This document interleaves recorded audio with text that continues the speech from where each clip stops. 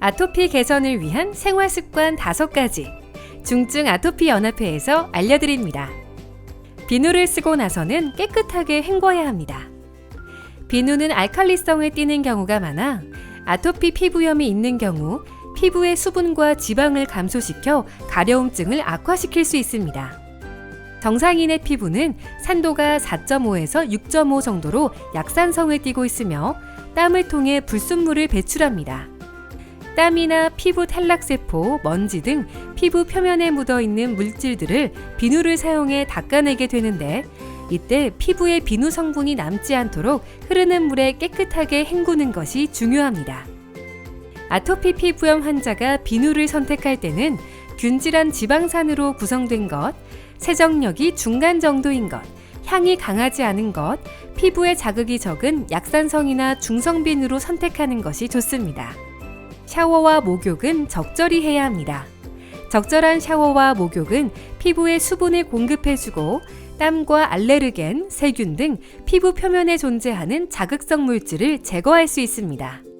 땀이 자주 날 경우 피부에 자극을 줄 수 있어 샤워나 목욕을 하는 것이 도움이 될 수 있으나 무조건 자주 한다고 좋은 것은 아닙니다. 온천욕, 전신욕, 반신욕, 사우나 등 오랜 시간 열기를 가하는 목욕은 피해야 합니다. 때를 미는 행위는 피부에 심한 자극과 손상을 입힐 수 있으니 피해주세요. 아토피 피부염 환자가 샤워 혹은 목욕을 할 때는 32도에서 34도의 미지근한 물에서 10분에서 20분 이내로 하셔야 합니다. 피부에 심한 자극을 주지 말고 샤워가 끝나고 3분 이내에 보습제를 발라주세요. 옷은 얇은 옷을 여러 벌 넉넉하게 입는 것이 좋습니다. 추울 때는 무겁고 두꺼운 옷 하나보다는 얇은 옷을 한 벌 이상 겹쳐 입는 것이 좋고 더울 때는 환부가 옷과 마찰되는 횟수를 줄여야 하므로 가볍고 넉넉한 옷을 입어야 합니다. 균은 열에 약하기 때문에 열다리미로 다리는 것은 좋지만 스팀 다리미는 피해야 합니다. 나일론, 폴리에스테르 등 화학 섬유로 만든 의류는 가능한 피하고 면으로 된 옷을 입는 것이 좋습니다. 상처가 났을 경우 소독을 해줘야 합니다.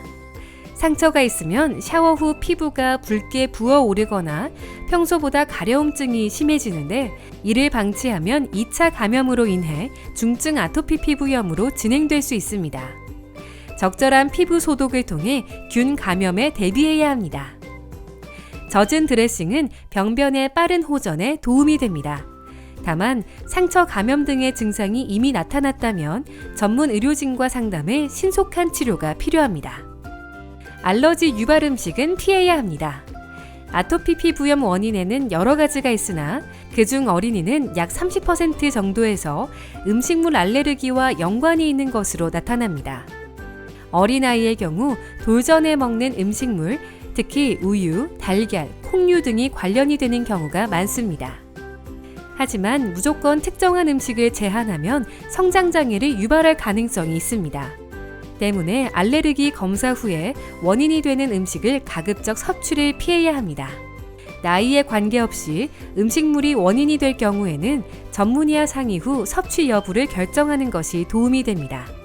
아토피 피부염, 올바르게 이해하고 꾸준히 치료하면 더 나아질 수 있습니다. 중증 아토피 연합회가 환자들과 함께합니다.